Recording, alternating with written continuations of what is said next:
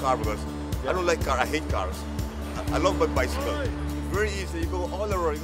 All my shopping's in my in my fietstassen. How much does that weigh, do you think? Well, I think 20 kilos. Well, distances are short, so that makes it very easy. And it's in this, especially here in the town, it's easier by bike than by car, so a lot easier actually.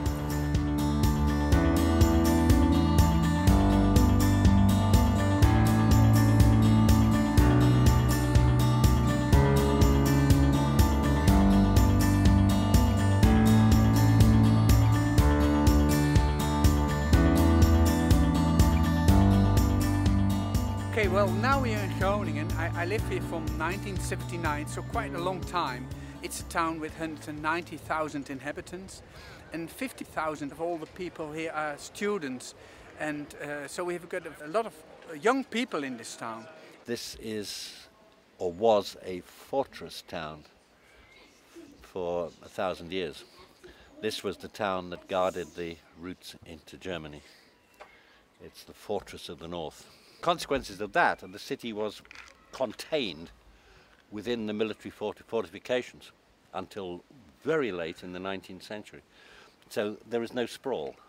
It didn't expand outwards, which meant, of course, that now we say, hey, we've got a wonderful compact city and we can reach everything by foot or bicycle or whatever. Well, in 1972, Groningen get a left-wing local government, and that's the start of I think the bicycle culture. A small group of young, enthusiastic, left-wing ideological people and said, right, we're going to change everything radically. And one of the things they picked on was transport.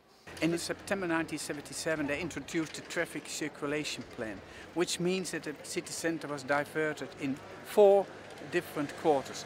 And that means that cars couldn't go from one quarter to the other quarter. They have to go around the city centre. But cyclists, buses, pedestrians, they can go through.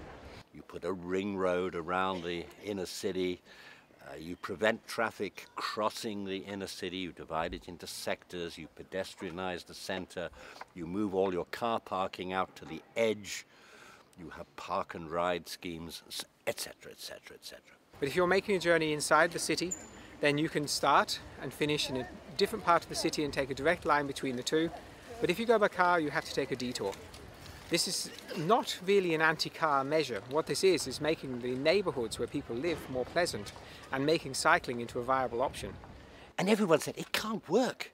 This is impossible. The shopkeepers said, we'll leave the city immediately. No, everyone must park in front of our door, otherwise we will lose all our business. And then, wonder of wonders, the world didn't collapse. The shops didn't leave the city. The police found, yes, people could learn how to handle this plan. People adapted to it. And that was, as I say, 1977. In the last couple of years, the area of calming traffic has increased. So nowadays, it's just normal that you go on the bike to the city centre.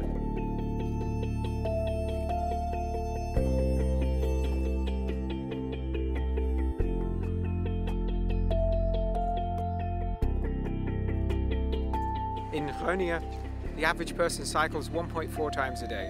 Okay, so that's how it goes. 10 times a week, people ride a bike somewhere.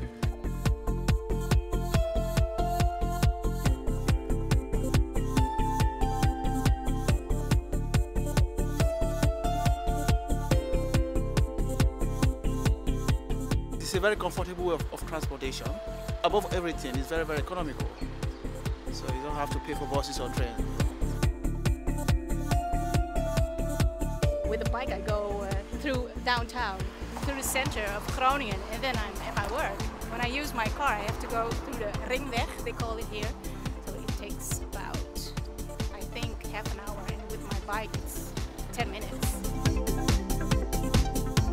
You need your bike here definitely, because you needed to go to university, you needed to go to party. You can transport everything on the bike, so you see people here riding like, you can even transport the fridge if you want to. Then you put the fridge on the back of the bike and you just push the bike, but it will bring it somewhere somehow.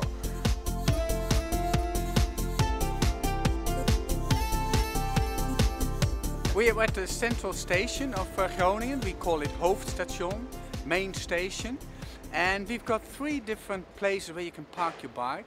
Now we're just in front of the what we call Stadsbalkon, town balcony you can call it, with a free parking place for around about 5,000 bicycles. It's free, you don't have to pay, but people are looking after it, so it's a kind of a guarded bicycle park. All the places have got a sensor. The Stadsbalcony is diverted in different areas, A, B, C, D, E, F, G. When you see the sign over there, it shows you how much places are still free. But the one over here on the right hand side, that's the formal bicycle parking, which is a guarded one. You have to pay for it, just for a day ticket, a month ticket, and it's open till the last train arrives in Groningen around about 2 o'clock at night. And then we farther back we've got what we call a bicycle flat, which is free, but is nobody who looks after it. And on the south side of the station, there are also parking places. So the total amount of bike parking facilities is around about 10,000. And in the weekend, it's all full. That's an OV-fiets. That's the shared bicycle system in the Netherlands. And you can pick up those bicycles at, I think it's 340 stations now around the country. And so it's probably the biggest bike share system in the world now. It's intended for people who've used public transport. So the idea is that if you have cycled to the railway station in your own town, and then you've taken the train, and then you can use one of these bikes at the other end as the other part of your commute. Why ride a bicycle? Because it's much easier than taking the bus, and the car is way too expensive to have in the city. I mean, the infrastructure is great, there's bicycle lanes everywhere. So, yeah, that's basically the reason I ride my bike everywhere. But I have to go, so goodbye. Good luck filming. Have fun. You're not going to get a cycling revolution by having a few 30-kilometre-an-hour streets. You're not going to get it by building just a few cycle paths. And you're not going to get it by traffic calming just a few streets either. You have to do everything, and you have to do it everywhere. You never have to ride more than a few hundred metres from your home in the Netherlands in order to find yourself on a facility of such quality that you will be happy to cycle on it, and you'll be happy for your children to cycle on it.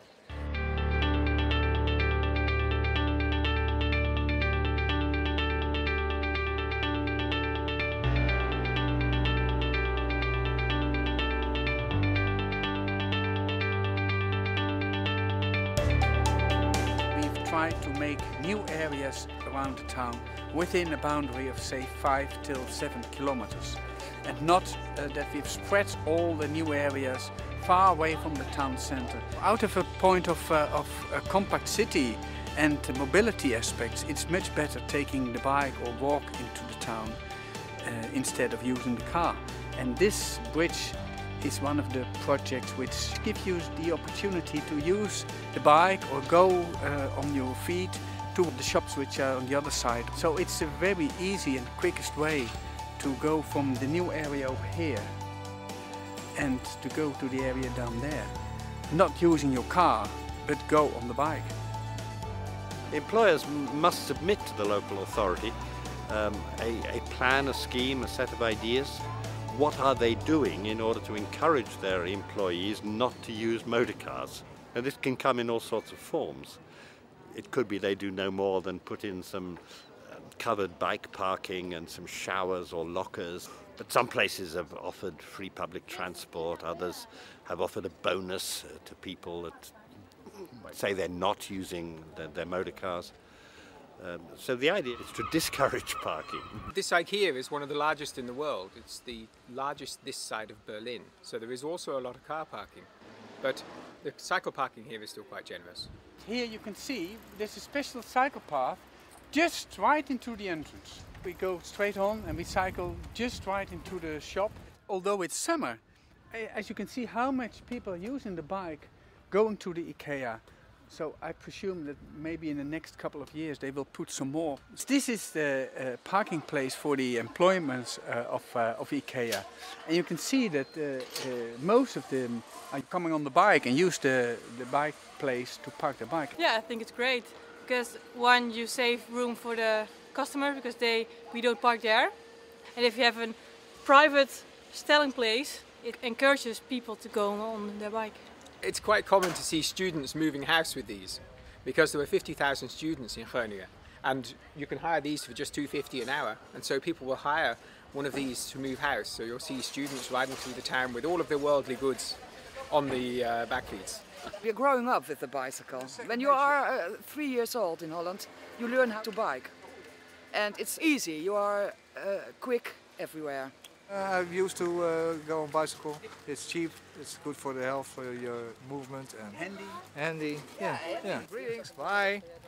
In the car you're always alone, and on the bike it's funny, you interact with other people. On the street you talk, you laugh, you can even study for an exam on the way to the campus if it's necessary. You can go all around with the bicycle.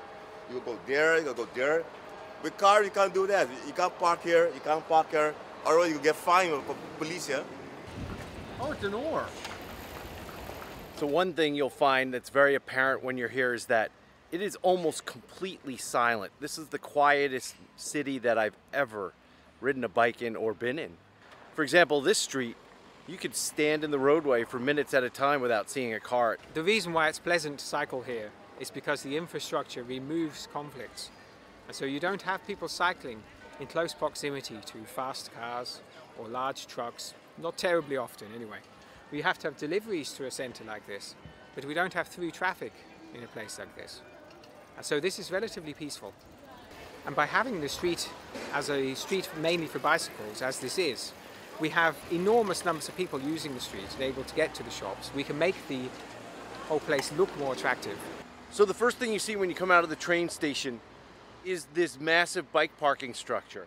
The taxi stand is located away from the front of the station. Over there, that very small parking lot, that's where you can get a taxi. You don't have taxis jostling for customers. If you want a taxi, you have to go and seek it out.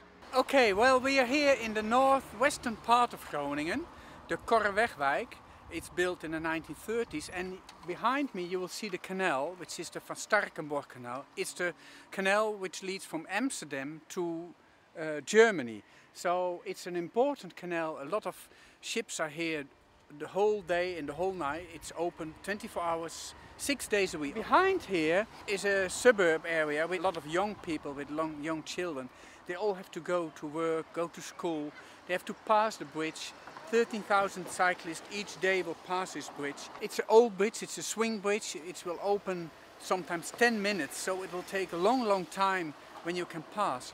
That means that we have made these separate bridges which you can use when the bridge is open.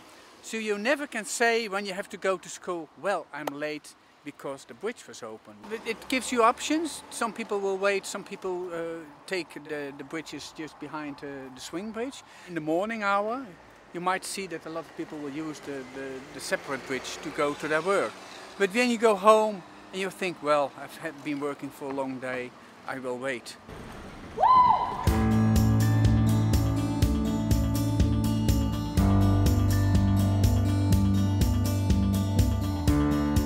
There are so many things that have been done to improve livability here in Groningen. As you have seen, everything is attainable by bike. Through smart transportation planning, all obstacles have been removed, and the result is a beautiful city that's quiet and healthy and fun and pleasant. Like say if you want to go to the movie theater. There are hundreds of bike parking spaces out front and hundreds more protected in a garage out back. But that's just something that's not remarkable in the Netherlands. Look at the quality of the pathways throughout the city. The brick pavers are flawless in spots. It's hard to find a defect anywhere or a spot where it's uneven. Maintenance is a priority because they want people to have a smooth ride. That's because the city does not encourage traveling by car, and thus the money they save, they can continue to build beautiful places that you can walk on and bike on and take transit on, and yes, even drive your car when you need to. And a bicycle isn't considered to be a strange toy. It's not a sporting object. It's a simple method of transportation. You don't think about cycling any more than you think about your feet when you're walking. Well, we came here because we looked for the best place in the world to cycle, and therefore we ended up looking at Groningen, because when you've looked at everywhere that there is, there is simply nowhere quite like this. So because using your bike, you can go in the town, have a drink like the students behind me, or go to the town, go to the market, go to your work, go to see your friends. So it's a mode of transport which keeps you alive.